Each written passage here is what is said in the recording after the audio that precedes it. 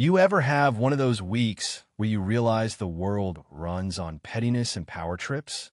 Yeah, I know that sounds harsh, but hang with me here, because I swear by the end of this, you'll be asking yourself if we're living in a sitcom or just surrounded by people who mistake rules for weapons.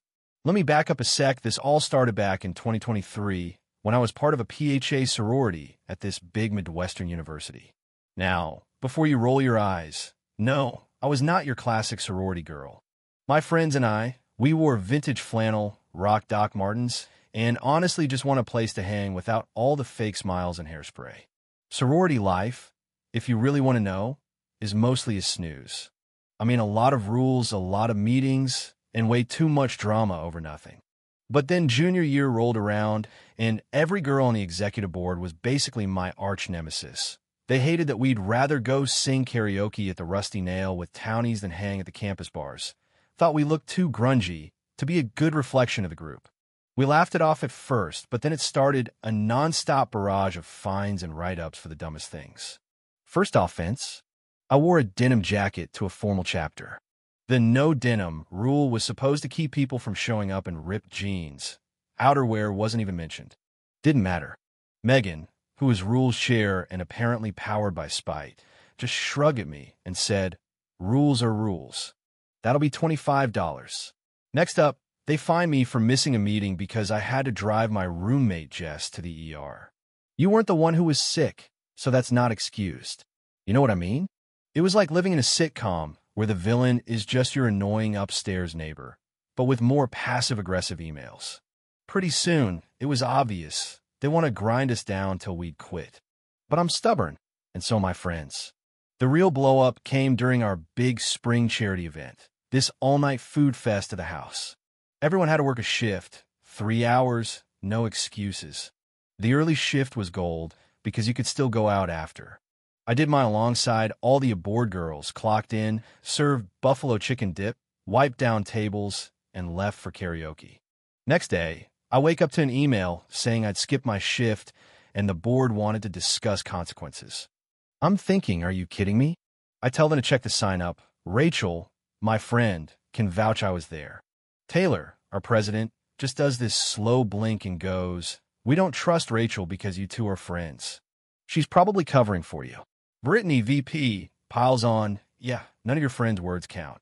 And when I remind them I work the same shift as them, Taylor gives me that smirk and says, "Nope, none of us saw you." Like, was I a ghost? Then they say they're recommending suspension to nationals, and that's when I nearly lost it. But instead of screaming, I left, fuming, thinking about quitting, honestly. Then, scrolling Instagram, I see Zoe, one of the board girls, had posted a selfie from the event, with me in the background, hair up, clearly serving food. Sweet, sweet karma. I screenshot it, sent it to Taylor, expecting, I don't know, maybe an apology.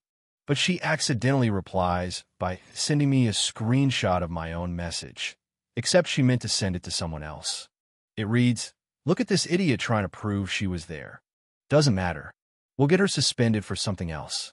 Maybe drinking at formal after all. LOL. My jaw just about hit the floor. I didn't even bother replying. Just took more screenshots, wrote a long email to our national office, spelled out all the fines, included the photos and the nasty texts, laid out how they'd been targeting me and my friends for months. I signed off with, "This is Emma Jensen, junior at Gamma Chapter, and I need to report some concerning behavior from our executive board."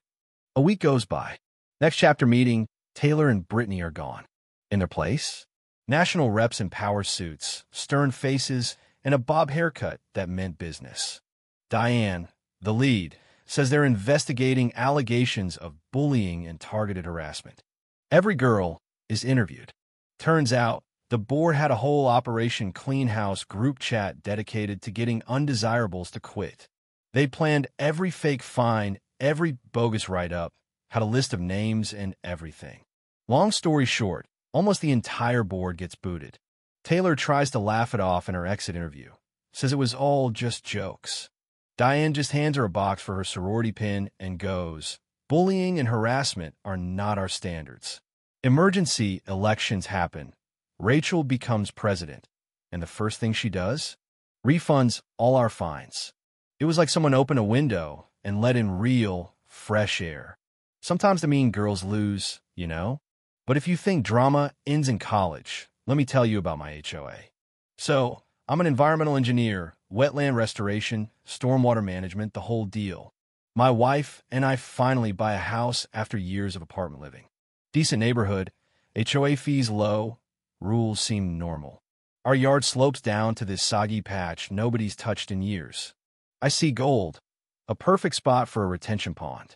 I go full engineer, pull county permits, do soil tests, calculate runoff, even aeration so the water never stagnates. Frogs show up, ducks stop by, the county loves it. I'm feeling pretty smug. Then the HOA gets a new president. She's got that step, like she's on a mission to uncover a secret mafia. Only it's just people's mailboxes and house numbers. 2 weeks in, half the street gets violation notices for dumb stuff like mailbox colors being shade off. One Saturday, I'm out by the pond, and there she is, clipboard, squinting, tells me I have 30 days to fill in the pond or face hundreds in fines.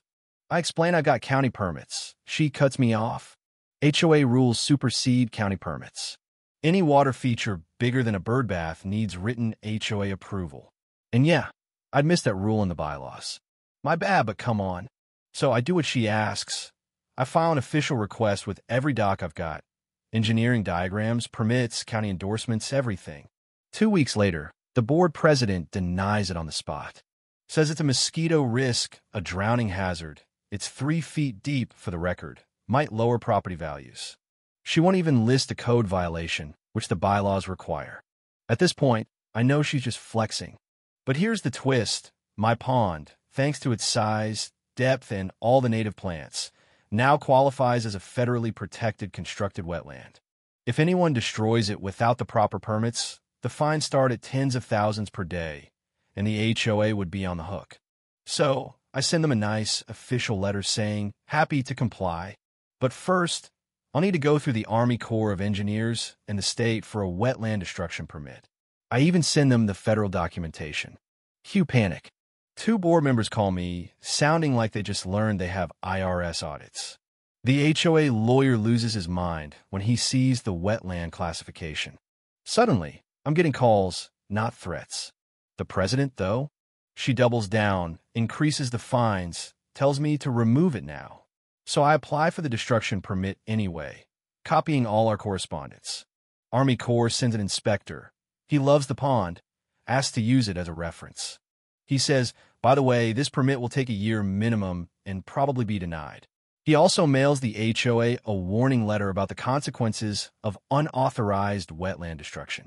Suddenly, the board calls an emergency meeting without the president.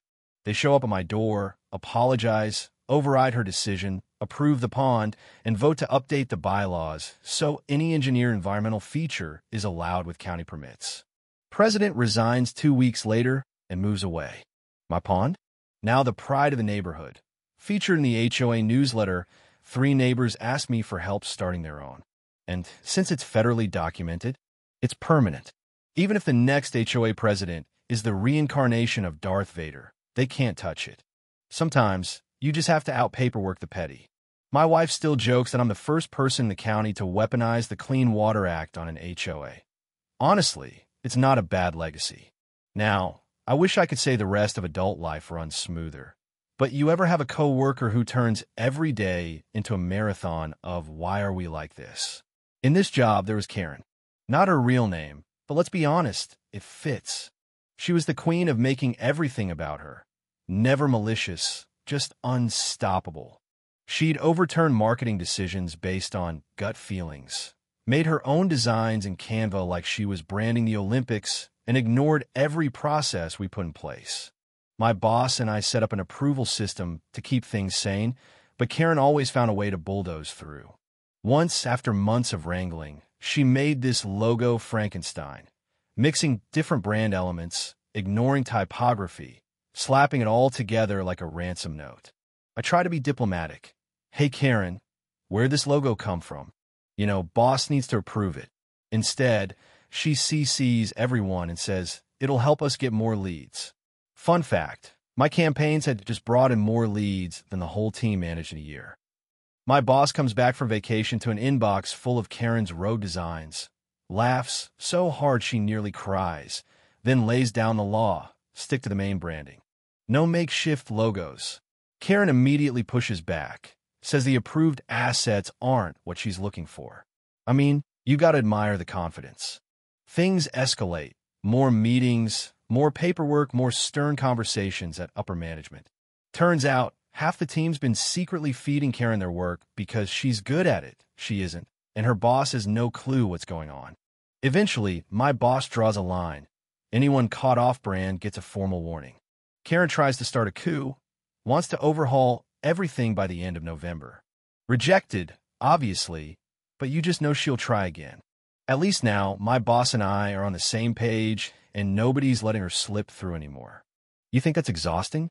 Let's talk about home improvement and contractors. 3 years ago, my wife and I bought our house. Needed work, but nothing major except the driveway.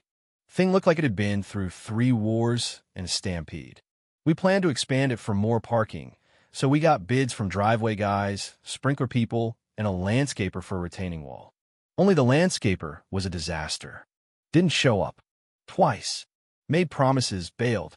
Finally, on the day before the driveway crew comes back, he shows up and immediately leaves as soon as I head to work. No progress. I call and unleash the fury. He says they want the driveway done first, then they'll fix any issues.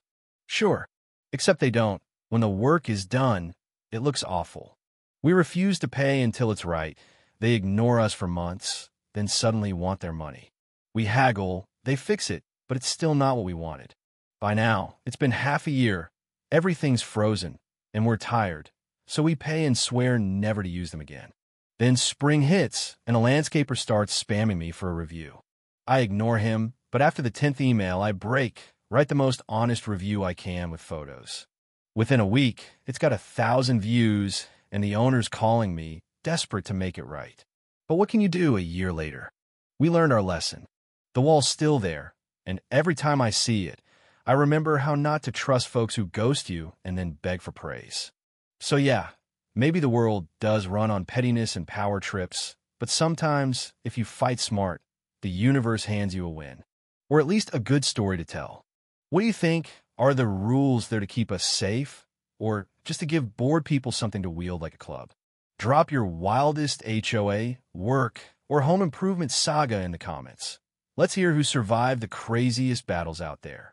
And hey, if you believe justice is more than just paperwork and red tape, hit that like and share. See you in the next story.